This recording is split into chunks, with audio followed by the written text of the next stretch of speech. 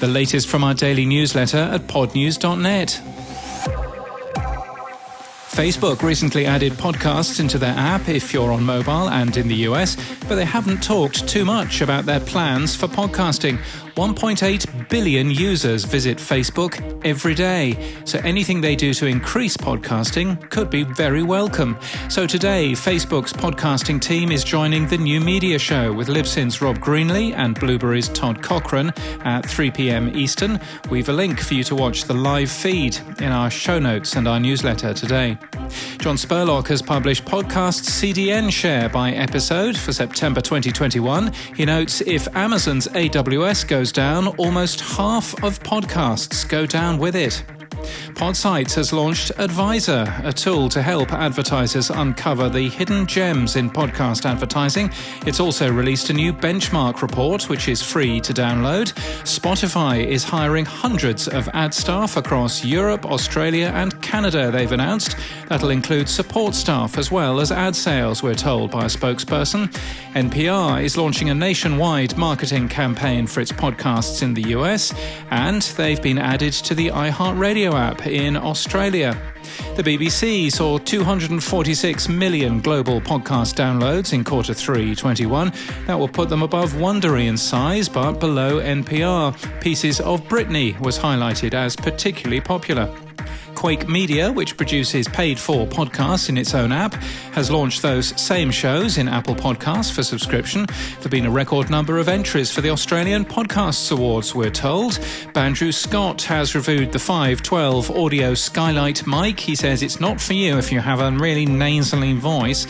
The good folks at Rogue Amoeba have confirmed that all their software is now compatible with Mac OS Monterey, which is released next week. And writing for Pod News, Matthew Stevens wonders, is YouTube the answer to Google's podcast woes?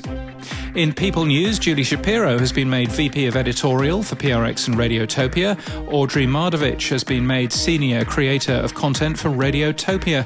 Both roles are newly created, and Amit Shetty has left the IAB Tech Lab. He'll join Pixelate, an ad fraud detection platform. Mike Midden left the IAB in June. And in podcast news, Dan Bongino is threatening to leave Cumulus. The double-vaccinated former NYPD officer is protesting about Cumulus's staff vaccination policy. He's not a staff member himself, though.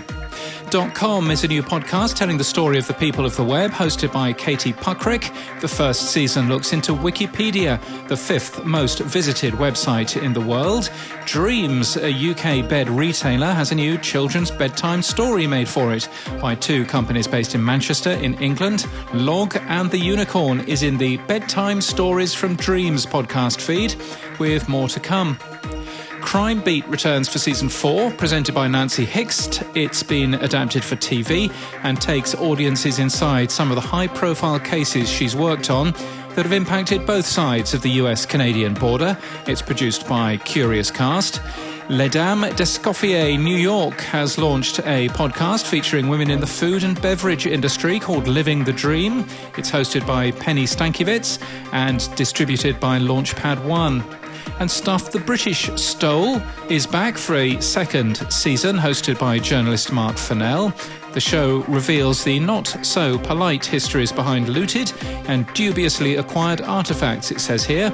It's a collaboration between ABC Studios in Australia and CBC Podcasts in Canada, both countries with the Queen on their money, which we hope they haven't forgotten. And that's the latest from our newsletter. For all the links, we're at podnews.net.